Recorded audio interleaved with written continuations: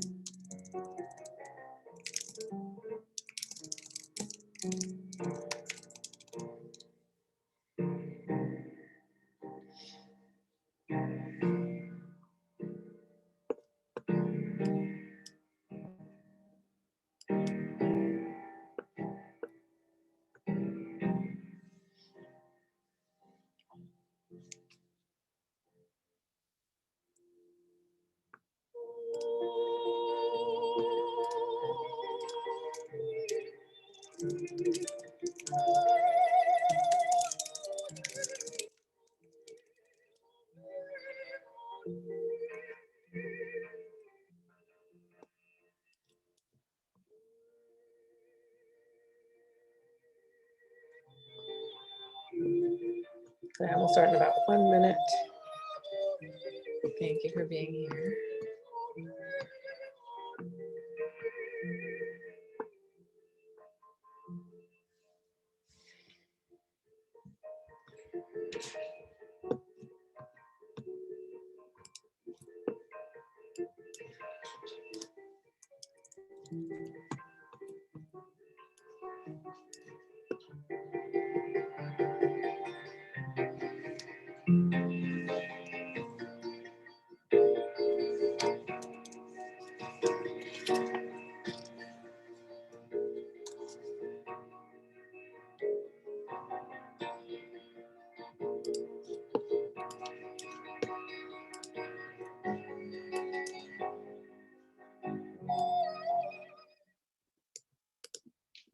Okay, I think we are ready to start.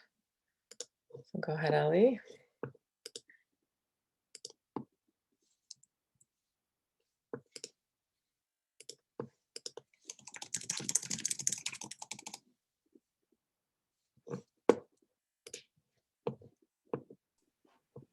Great. Hi, everyone. Today we have interpretation available. If you're not bilingual, you'll have to pick a channel in order to fully listen.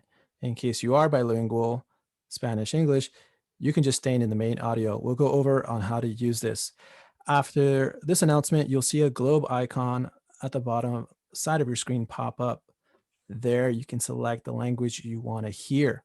If you're on your phone, you'll see 3 dots appear at the bottom. You could give that a click and choose the language of your preference. Remember, if you only speak English, please select English channel. If you speak Spanish, you'll pick the Spanish channel. Speakers, remember to well position your microphones and speak at a moderate pace. And yeah, if there's any problems, we'll make sure to write in the chat. Hola, hoy contamos con interpretación disponible. Si usted no es bilingüe, va a tener que escoger un canal para escuchar bien. En caso que sea bilingüe, o sea, hable inglés y el español, se puede quedar en la sala principal. Vamos a repasar cómo usar esto. Después del anuncio, podrá ver el icono de un mundo en la parte inferior de su pantalla. Ahí puede seleccionar el idioma que quiera escuchar. Si está en su celular, verá 3 puntitos aparecer en la parte de abajo. Le puede dar clic ahí y puede escoger el idioma de su preferencia. Repito, si usted habla inglés, tienes que escoger el canal de inglés. Habla español, tienes que escoger el canal de español. A los participantes, recordar posicionar bien su micrófono y hablar en voz moderada. Si hay algún problema, por favor, escriba algo en el chat. Gracias. Thank you, Jules. Elizabeth, you can start interpretation.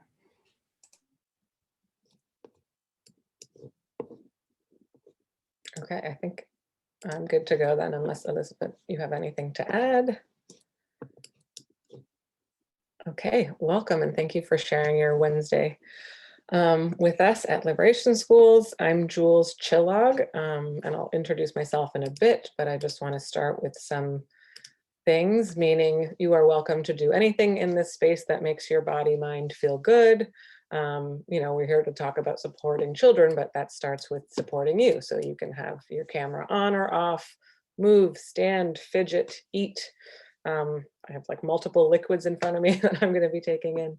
So this is, an intense time. So just to let you know about that. The other thing I think is that this is being recorded and I will share handouts afterwards. So please don't worry about writing everything down. You can also always reach out. I wanted to start with a quick land acknowledgement. That's something Liberation Schools tends to do in recognition that we are on unceded native land. If you're interested in finding out what lands you are on, you can check the link there. We can't think about liberation without thinking about settler colonialism. And specifically when it comes to education, you'll notice that some of the themes throughout today's presentation are informed by things that various Indigenous populations have been doing for a while. This is a handout from some First Nations communities in the lands that are now known as British Columbia. I grew up in Canada, so I'm more familiar with folks over there. And a lot of this is about relationship building and community, and lots of different forms of like learning and patience and time. I think it's just important to remember the lands that we're on, and there are certain things that we continue to like learn from ancestors and elders. I also want to start with some community norms. And I invite you to add to the chat or use the reactions or what have you to sort of consent to this.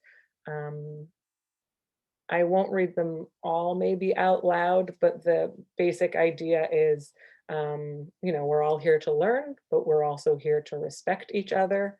We want to listen with intentionality, and the bottom two might take some explaining. So cookie dough means you can share an idea or a question, even if it's not fully formed, because lots of people like cookie dough. And the other one is to be thoughtful about why you are talking or not talking, but I love the chat for that reason, because then you can be very present without taking up too much space. All right, let's sort of dive in. I like to be transparent about my own goals, and I'm going to invite you to share some of your goals in a second. My main goal is to center the perspective of autistic individuals, which I am not. I will share that in a second too. I sort of want to reframe a little bit, considering how we think about school and disability, and that will be referenced in some of the tips, and then just also provide concrete strategies and also validate what you're doing. So if I teach you nothing new, that's great. That means that you're already doing everything that is supportive for your children or students. I have a lot of ishes because it's hard to know. And so we're going to start with some connecting and sort of grounding, like sharing language and sharing assumptions. And then we'll learn directly from some autistic folks, share some tips, and then at the end have time for Q&A. But I also hope you feel empowered to ask questions throughout, especially if they're clarifying questions. If it's like a specific question about a child or a student, maybe that's best to save till the end. But if there's something you'd like to add on to or clarify, by all means. I want to ask who you are, but I can't do that without saying who I am. So one of the things that I'll share in a second that I believe is that it's like identities and experiences that inform expertise. And I want to name that I am not autistic. I'm not a disabled person. I'm a white person. I'm a cis person. So these are my identities, and I bring these identities when I think about education and school and disability and autism. But we are in the context of, I don't know, Western schooling. And so I also have to be like, and I'm a licensed professional. So I don't know, I don't think that means you need to trust me, but my day job is with the AST Nest Support Project, which some of you may know about. It's an autism inclusion program in many NYC, I should say, public schools. And I also adjunct at a couple of institutions, and I like to contribute to yeah, blogs and websites and all those kinds of things. So that's who I am. And now I'd like to invite you, if you're comfortable, to share who you are in the chat. I think we're not a huge group actually, so if you'd like to raise your hand, I think I can unmute you, but it might be just more time, yeah, time smart to put it in the chat. So your name, if you want to share your pronouns, and why you're here, including if you have a thought, and you can do that to everyone, or you can also just directly message that to me, because in some ways we already know your name from your sign in.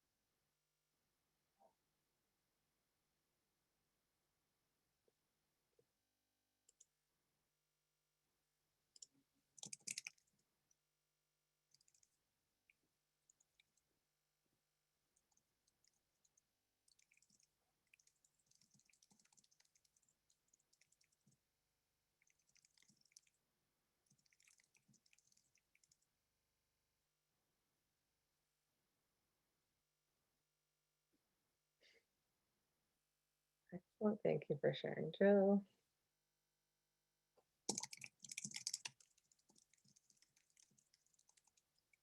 I'm also just typing it in the chat in case that makes it easier. I think especially for people on the phone, it's hard to have the screen as well.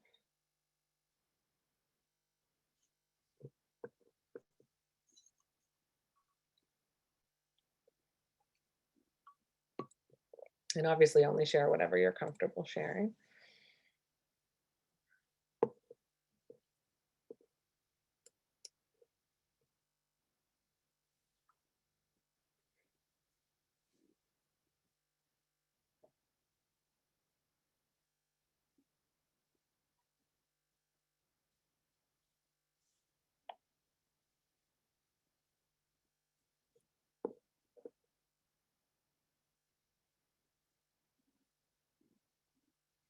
Excellent, welcome Tazy, I hope I'm saying that right. Welcome Rachel.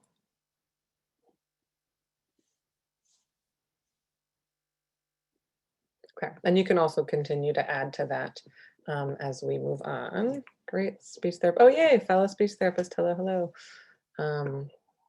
Great, okay, so this will be sort of an introduction, but again, I do hope that you'll share things that you know as people who, yeah, know autistic people, potentially are autistic people.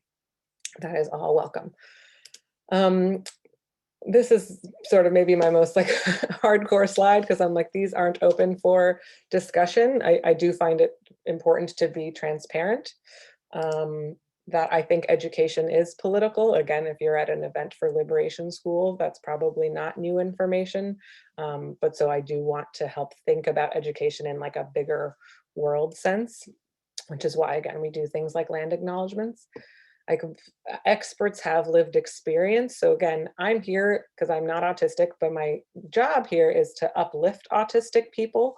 And so in that sense, I'm not an expert. And I just want to make that really clear. But this is also like a free event where I'm volunteering my time, and I don't actually think it's fair necessarily to ask like disabled folks to like volunteer their time, right? So here's one way in which I'm using that my privilege, right?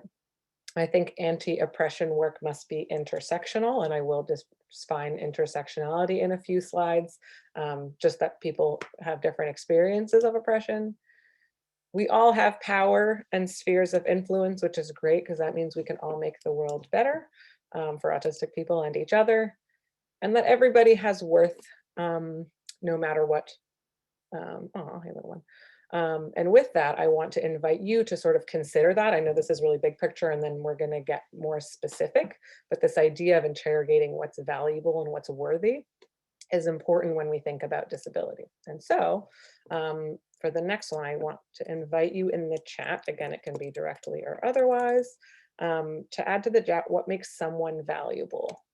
And I guess I should clarify, this is things that you believe, not things that you have been taught.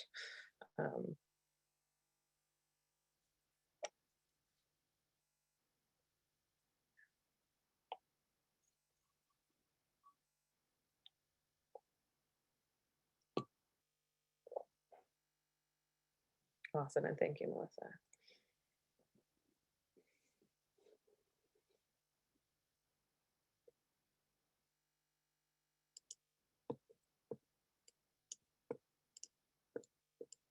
And I'll leave that up there for about a minute.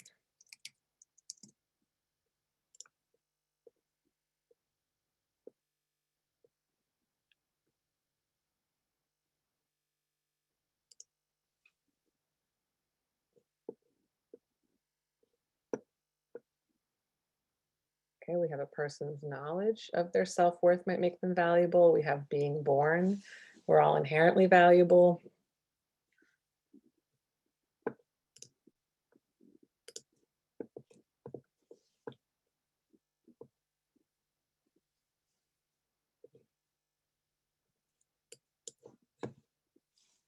These are great, thank you. Yep, everyone, everything and everyone brings values to the community in some way or form. Thank you, Michelle.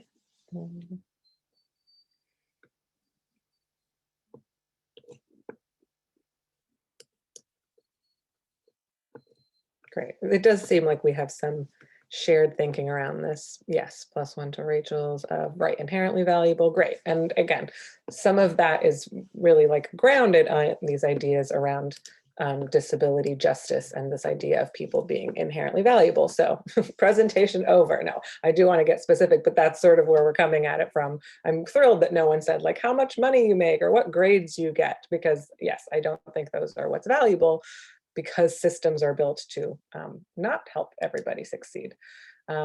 Everyone I quote today, actually not everyone I quote will be autistic, but everyone is disabled. But this person, Dr. Devin Price, is a disabled person. And they have this great article that I will share later that writes, autistic people matter and should feel good about themselves no matter what they do or don't accomplish. They don't need to achieve a thing or be good at anything to be an important and lovable person. So that's sort of where I'm coming at it from too. And then lastly, so I'm not just monologuing at you, I do want to share a couple of language things that I'm going to do. You may have already seen some of these things. So one thing is I'm going to say disabled, and this is from Kay Toyin is disabled but not autistic. So I think they may be the only non-autistic person I quote. They say, I say disabled instead of person with disabilities because I believe that calling myself disabled is as much about describing my physical pain as it is a critique of capitalism, ableism, and the systems that lead to the disabling aspects of my life. So that is wordy, but it points out this idea that disability is in people experience disability depending on where they are, right? And there are systems and environments that are set up that disable people more, and there are systems that set up that enable people.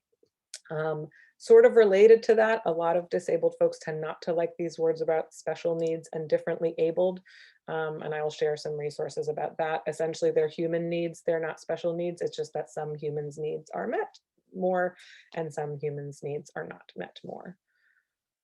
For the next few slides, you'll meet these adorable narwhals. I'll share them in the resources too. They're the neurodivergent narwhals, and there's a whole website from Leigh Midgees Wiley, who's also autistic.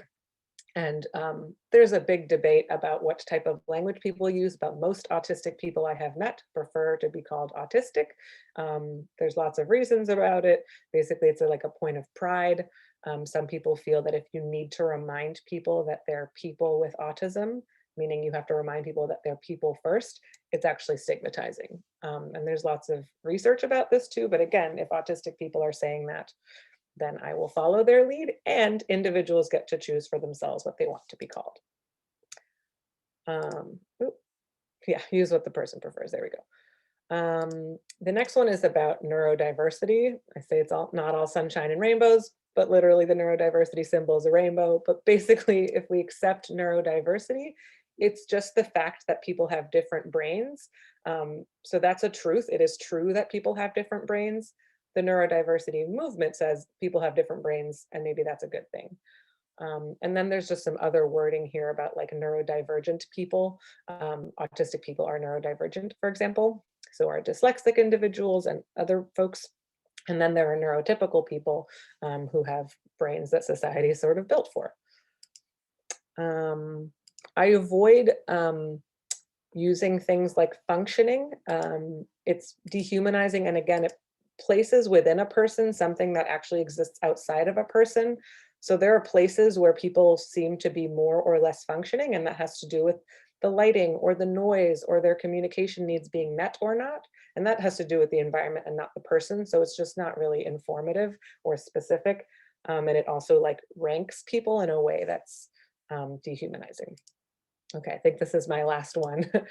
Awareness versus acceptance. And then even higher is this idea of empowerment and advocacy.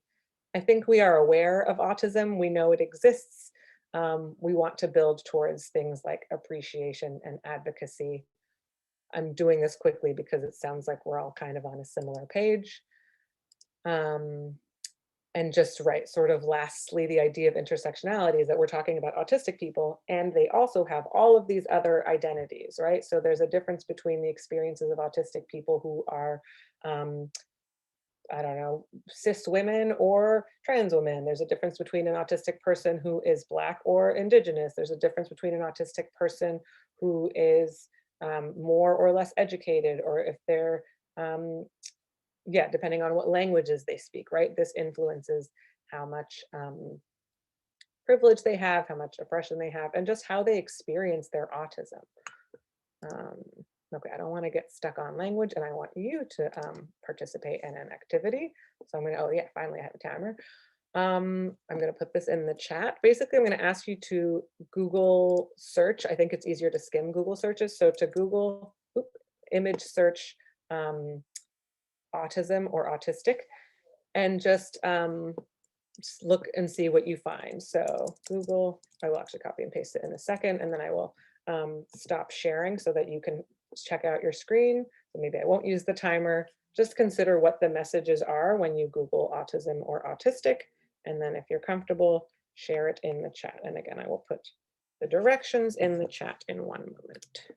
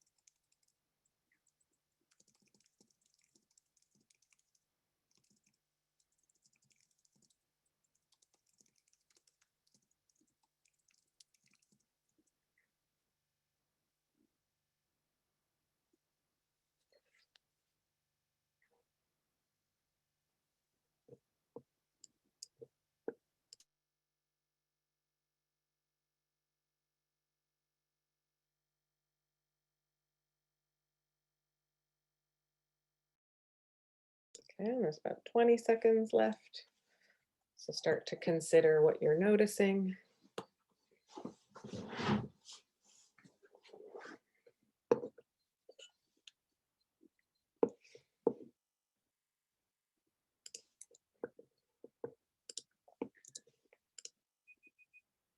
All right, and there's my timer.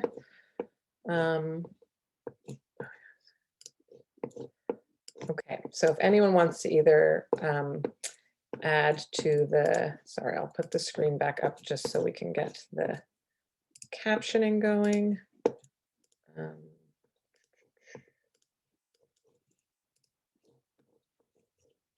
we go. So if anyone wants to directly message me or drop in the chat something that they noticed when you Google autism or autistic.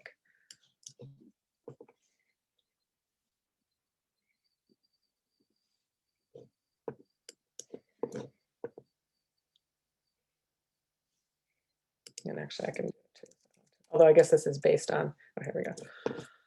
The images and resources are centered around children, more images of boys than girls, and there are strategies of calming down or resolving difficult behaviors and missing adults who are autistic. Oh, I see, and missing adults who are autistic and community resources. Right, so things about calming down, mostly boys, I would imagine cis boys, and things about, right, adult community resources. Lots of, okay, multiple people wrote that it's specifically white children and presumably cis boys. Yep. My hunch is there might be puzzle pieces. And I feel like when I've done this, I know Google's searches are based on image history or whatever history. So now you'll see, I guess, what I'm sort of searching, but I think a lot of it's, oh my God, all right, so here's some, okay, like some of these people might not even be autistic, right? It's mostly white people. Okay, there's at least smiling. I feel like in the past when I've done this, it was all like sad people. All right, so now they're neutral or like, okay. Yeah, but again, crying, and so there's still some negative messaging around it. Again, one of the things the narwhals do is they have a little short visual thing about the negative messaging around autism. So again, I want to ground us in like, this is what the world says, and we're going to say different things. So we are going to learn from autistic individuals. I'm going to start that with a video from this kiddo called Ryan, who I don't know, but this is from a channel called, I think it's Special Days for Special Kids or something. And I don't have a future in editing, so it's a little bit choppy, but it's part of a 15-minute video, and we're just going to watch about 4 minutes, and it's captioned, so I will actually turn off my own captioning. And he just talks about various things, and his mom is there, and I forget, his sister might come in at some point. So that's all I think you have to know about that. Oh yes, reminder to stand. I might do that because otherwise we're going to be sitting for a long time. Oh, and it shouldn't be muted. When somebody meets you for the first time, what do you hope they think?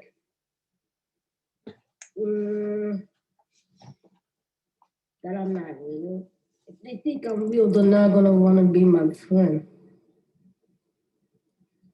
I love to have friends. What were the earliest signals that there might be something unique about Ryan?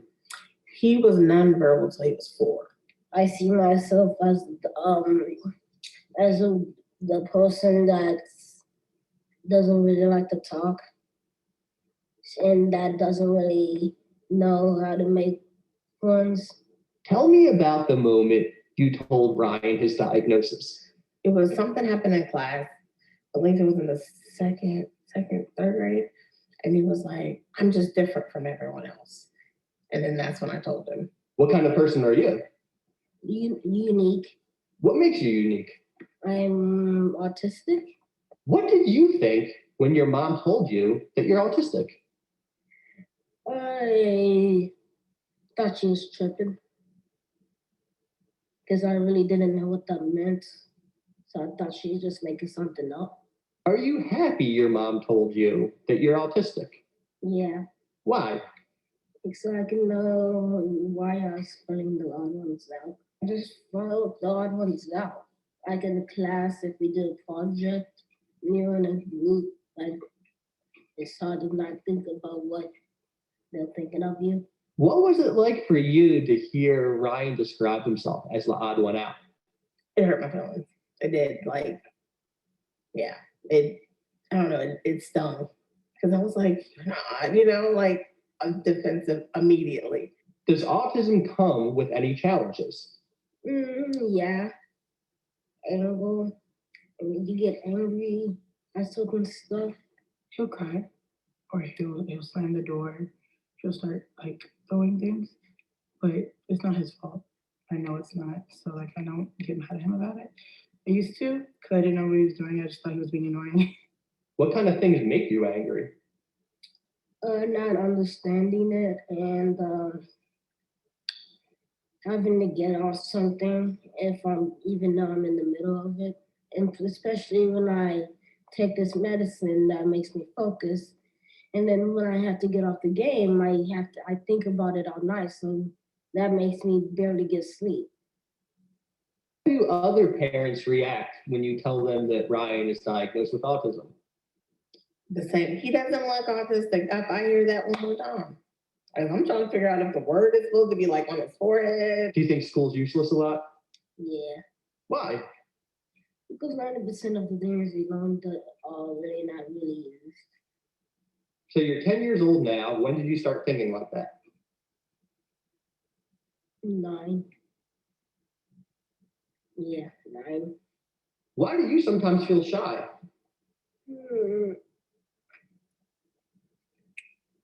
Because I don't know what people are thinking. So it makes me shy. Do a lot of people understand the obstacles you face? No. Nah, not most people. What? Is there anything else at all you want to say? This is your last question. That I don't do my chores and mess away. Can I get on the next one? Yeah. That's all you want. You're good, buddy. You can.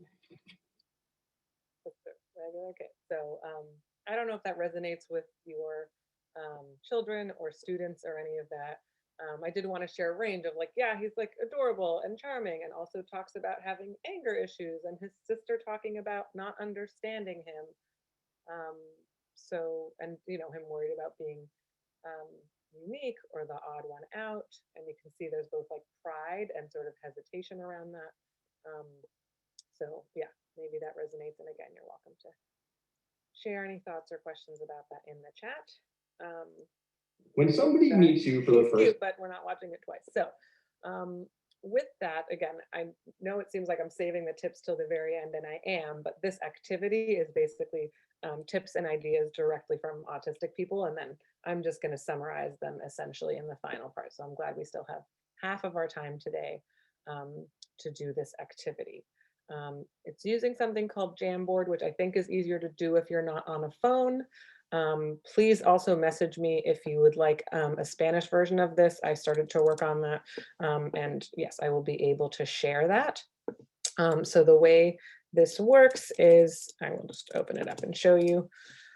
I'm going to provide a link, and there will be a quote and a picture of an autistic person. And there are 10 different pages like that. At the top, you can see there are arrows, so you can go amongst all the 10 pages. We're going to do this for like 5, max 10 minutes. So I would say pick 1 or 2.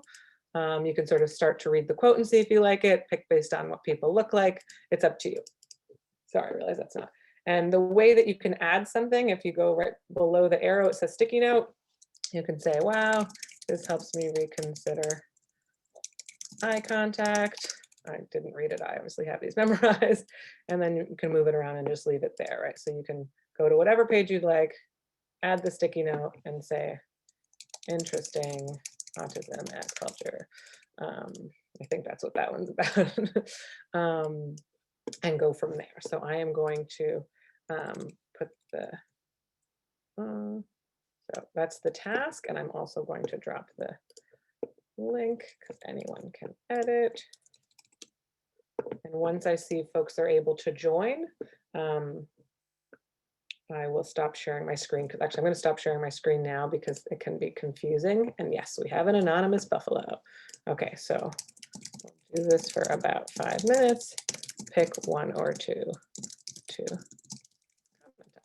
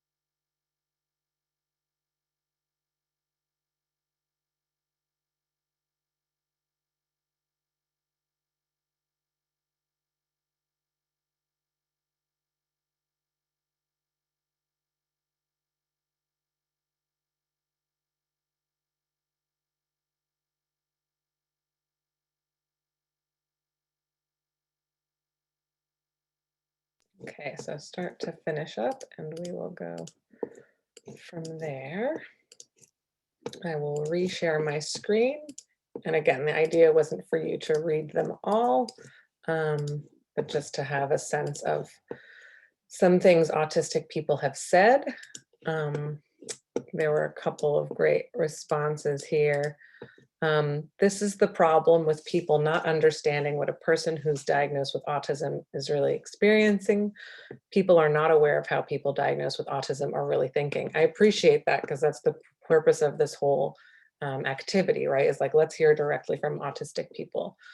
This says, this illustrates the experience of eye contact that I imagine my son is not yet able to articulate. It is challenging an incorrect association that I have held that equates eye contact with connection, attention, and understanding. I should say, obviously, not all autistic people are the same, but I feel like I chose this one quote because I thought it really explained how hard eye contact can be for some people. But I've found many, many quotes and people in my life who say this, and I have some autistic friends that don't mind eye contact, but I do appreciate this self-reflection of like, I understand why some people want eye contact. They think it is a stand-in, as this person wrote, for connection, attention, understanding, and we might just need to reframe what that means. And then this next slide was about stimming, which is like repetitive, either motor movements or sometimes vocalizations or verbalization. And this person talks about the different reasons that she does it. And I really appreciate these responses. The term is a new one to me. I love the idea of it expressing joy.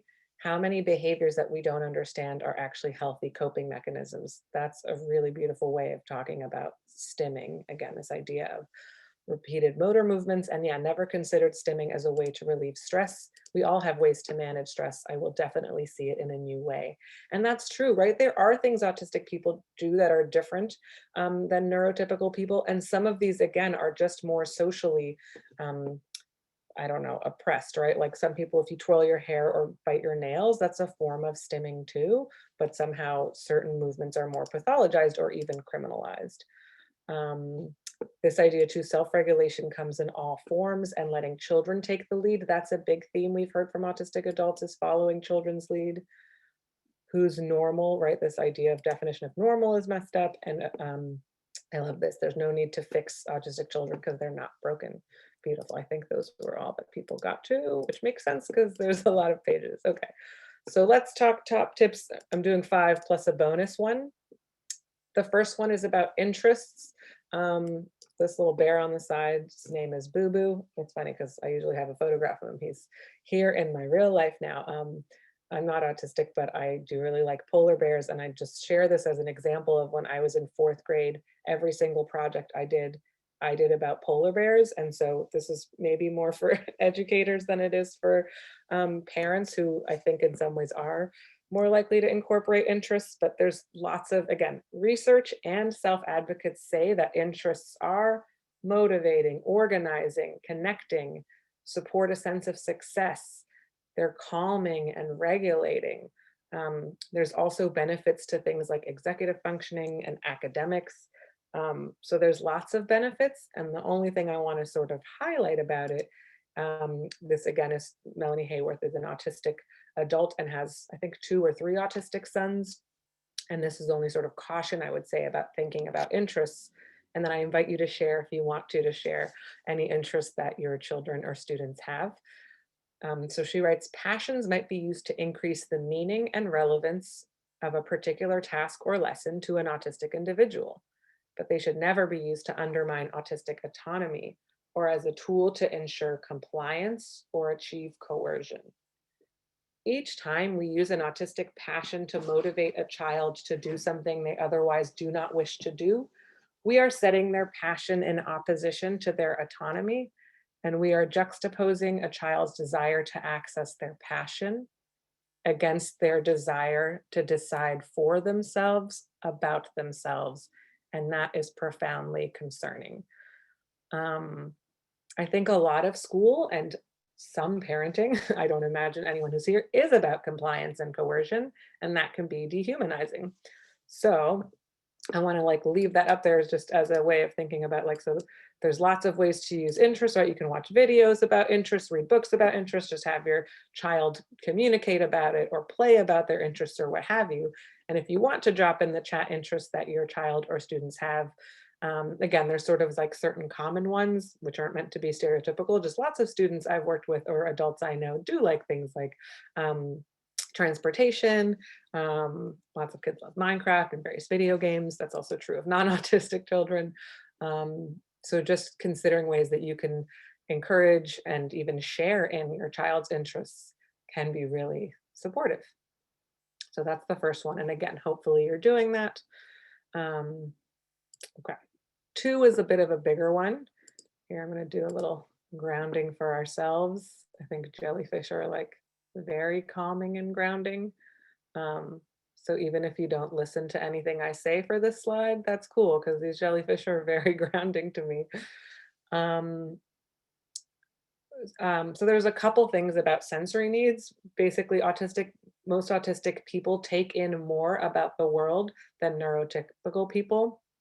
Okay, now it is maybe a little overwhelming, so I'll just leave that there. Meaning that things might be louder or brighter or what have you. And some autistic people seek out sensory things, so they want things that are crunchy or loud or bright or moving. And all of those things, therefore, require support for regulation, which is kind of a fancy word for like how we calm ourselves. One thing that we know about regulation is it starts with other adults, right? If you have an infant, we don't expect infants to stop crying on their own. A caregiver comes and does the hugging and the swaddling and the singing and whatever. And over time, then the child will learn to sort of do some calming behavior. But I shouldn't even say child. Most people don't learn to really self-regulate until like adolescence. So that's partly why I always start with like, do whatever your body mind needs, because as a parent or caregiver or educator, this does start with you. If you're able to be sort of calming and grounding for your children, that's a benefit. And there's lots of ways to ground and do mindfulness. There's tons of apps for it. Again, I think a lot of animal things are grounding. There's like, I mean, I find jellyfish great. If you look at videos of space, or there's some really cool like starling pictures of like birds flying together, just lots of things that can help people space out can be grounding. And the biggest thing about supporting sensory needs is figuring out what works for your individual child. So lots of children benefit from like fidgets. I have a couple of different examples, but the one I even use, and again, I'm neurotypical, is these like magnetic balls that I just sort of like play around with. I like pen clicking, which I try not to do during presentations because it's annoying, but I find that calming. Movement is really supportive for many individuals. Stimming, we just talked about. Different seating can be helpful. So like a cushion, or some kids prefer to stand when they work. And like I said, for some kids, the world is too loud or too bright. So for that, things like headphones or dimmer lighting can be supportive. This is just sort of like a abridged list.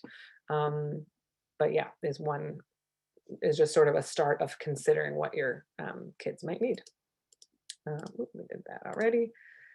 This is sort of what can happen if children's sensory needs aren't met. I'm not sure if it's big enough, but basically it says, this is like, if it hasn't been prevented in the moment that a person is having a shutdown, which is a little bit different than a meltdown, it's helpful to keep quiet, provide sensory things like, again, headphones or something squishy, or a blanket or a beloved stuffy, and just sort of reducing language and giving people or kids space and time to calm. I think these are pretty good suggestions just in general. I think it's helpful to give people space and time to have their sensory needs be met and to meet kids in sort of a quiet, calm way. So I partly share that, even though it's intended for like if kids have reached their maximum, but a lot of these are really supportive preventatively. I'm mindful of time, so I think some of these are pretty familiar. So when I say organize, that means lots of things. And basically there's 2 big things to organize. There's stuff and there's time. So organizing stuff might mean, like, again, especially if kids are doing remote learning, what's happening around them. Again, space is limited in New York, and presumably a lot of you are from New York, but maybe not. Space is limited everywhere. it's important to have a sort of a quiet area, or area maybe that's like a blanket fort. And with time, priming, which means like letting kids know what to expect, is incredibly important, and kind of reducing the amount of changes is important. And I'm aware that this is ridiculous to say during a pandemic when schools are open and then closed and then open again and then closed again.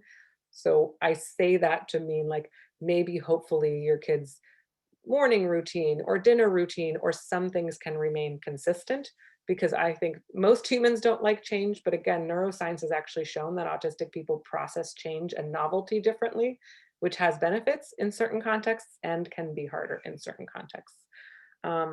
And the only thing I want to highlight on the right, there's like timers and color coding.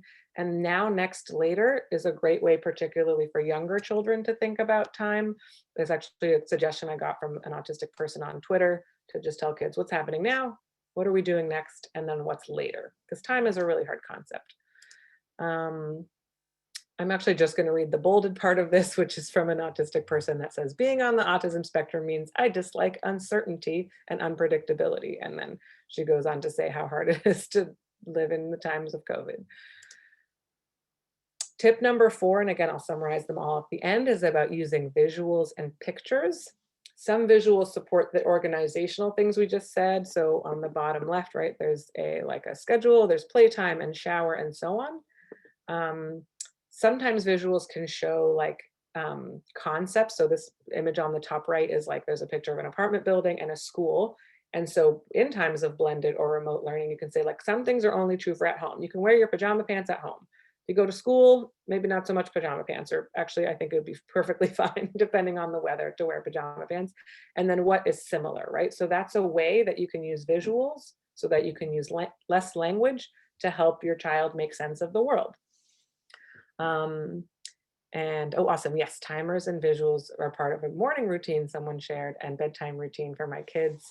And they've been such a great help. Awesome. Yeah, timers can be great. Some kids get caught up on like watching the timer, and for them, I recommend a progress bar, which is literally just like a rectangle that you shade in as time passes, because sometimes kids get kind of nervous like with the time, like, oh, now there's 18 seconds and 12 seconds, and that can be dysregulating. And just, I have a big X over whole body listening, because I mean, you read about the idea of eye contact being not helpful, but if you Google like autism visuals, you get a lot of things that are very compliance and control oriented, and I think quite dehumanizing and not supportive. So I like technology, but I think a lot of online supposed supports for autism are not helpful. Something that is helpful and is on the top left, though we're not really taking the subway like that anymore, certainly not without masks, is reviewing pictures. So like a positive of having cell phones everywhere is that you can like look back on experiences together, and that's a nice way to use visuals. A lot of autistic people say something like this, again, not a monolith, but that this is Judy Endow, and she's autistic and a social worker. And she says, visual is my native language. It's how I interface with the world around me and how I innately understand people. And then finally, this is kind of a big one, but we've been building up to it, is thinking about celebrating your children or students' autistic identities. Here, it's a bit different if you're a caregiver or an educator, because as an educator, you're not allowed to tell students that they're autistic. As parents, I would encourage to do so. Again, you heard from Ryan, and just in general, it's similar. I don't mean to conflate the issues to children who are adopted. Like the younger they find out and the more normalized it is, you know, this is just like a true thing about you. It becomes less stigmatized. And if you're interested, I can share more things. And then just role models, either like, you know, Uncle so-and-so, neighbor so-and-so, or there are a few autistic famous people, not so many because of barriers, but like Hannah Gatsby, if you're into comedy, or Anthony Hopkins, if somehow your kids know old actors, or yeah. And a lot of media representation is bad, but one thing I have linked in, these people called the Autistic Hats on Instagram recently wrote a list of 9 films that are great. It includes like the Disney short Loop, and The Reason I Jump is now a movie, but it does not include the Sia movie, which is not helpful and not including. Yes, here, I'll just put in the link for this. This has a list of 9, movies. Now Fine, good representation. Sorry, that's not really English, but I can't multitask. And yes, and this is from Devin Price, who we heard from earlier, about just like it's important to have autistic people meet all kinds of autistic people, autistic women and trans people, and Black autistics, and autistic people who use wheelchairs, and people who communicate through typing. So it's really important to have all kinds of autistic people. And the last one I'll share before our reflection is that validation is essential, right? Life is hard, and it's even harder to be an autistic little person or child or student. And you don't have to understand why, right? You might think like, oh, it's just a pencil, or it's just like your lunchbox. It might be the biggest deal in the world. And you always want to start with being like, just, yeah, this is the biggest deal in the world. And then you can sort of move on to if it's relevant problem solving or just to comforting or all of those things. So before I open sort of for a few questions, I do invite you to, if you want to reflect on something that you want to continue doing or start doing or stop doing, that can be helpful. And I'm also going to, I'll put that in the chat. So I can just sort of flash the, that I'm going to share a list of resources, which is like both people to follow, like autistic people to learn from, a couple of sites devoted to autistic things and people, and also just some resources, family resources from, again, my day job, that are specifically for families in English and in Spanish. And all right, and again, it's still 6 on the dot. So with that, I do just want to share, actually, I'm going to end on a poem. This is from Leah Lakshmi Piepshana Samarasina, who's an autistic person. And this is about like a poem called Crip Infinity that's sort of dreaming of a future where when an autistic kid is born, people jump up and down and scream quietly in their heads. We are so excited to find out what we can do. The best STEM toys and futures are made by our kind, who focused and focused and focused till we made something the most beautiful, and everyone gasped with admiration but never surprise. And that's a world that I hope we can all create together. I know this is the official end of our time, but I certainly have a few minutes for questions. So if you want to put it into the chat, or you can unmute yourselves now, I am available for questions and would love to take them because I know that was a lot, but I'm glad that it has been helpful for some. Rachel, I see your hand. Go ahead. Hi, thank you for this presentation, and I really appreciate the perspective on the person first language. So that was something that was new for me because we often use people first language, and I didn't realize that it could be stigmatizing. So thank you for that. 2 questions. A, will we be receiving the recording of this? Elizabeth, I share that in the chat or not. I know it is recorded, but I don't know where that goes. So I might. Okay. I would love to receive the recording because I'm on my phone and making dinner and wasn't able to jot down all of the resources and links that you put in. So I'd really appreciate that. Yes, she can send it out. Thank you. Thank you. And the other question was, in your comments around utilizing like reward systems and specifically around it, breaking autonomy. I work in some settings with like a lot of ABA kind of modalities, and it feels like often that kind of like reward system is actually doing that very thing. So if you have additional resources about how to, I don't know, about how ABA and maybe some education around alternatives, that would be great. Yes, I have 2 great resources. I'll put it in the follow-up that specifically are a summary from autistic people about why ABA is harmful, and some people call it abuse. So I would love to share why it's harmful and abusive. And I think there's no like quick, catchy 3-letter alternative, but some of the things I've shared here, and again, some of the things that I listed in the resources are sort of valid alternatives. And sorry, ABA stands for, oh my gosh, Applied Behavior Analysis, and it's a very reward-based intervention. So thanks for the clarifying question. Used on a lot of autistic people that I think every autistic adult that I have ever heard from opposes. I should say, aside from it being inhumane, actually recent meta-analyses, so like big studies, have proven that that it also doesn't work.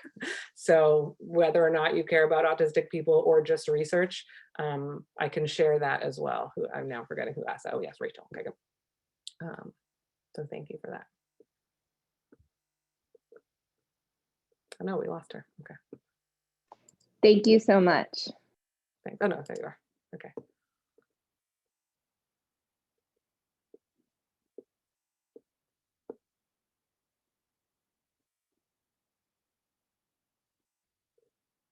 And again, you're welcome to raise your hand or put in the chat if you have any additional questions.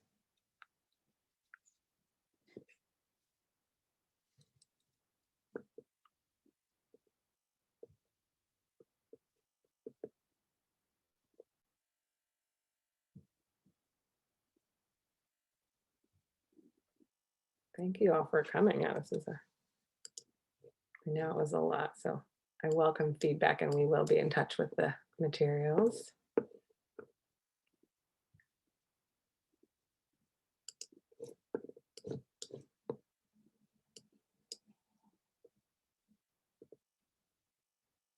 Cool, and as people log off, I'll keep actually playing the music from the beginning. I intentionally picked this, it's an artist called Michael Fuller, who's an autistic composer and performer, hence the reasoning for that. Thanks, everyone. Thanks, everyone.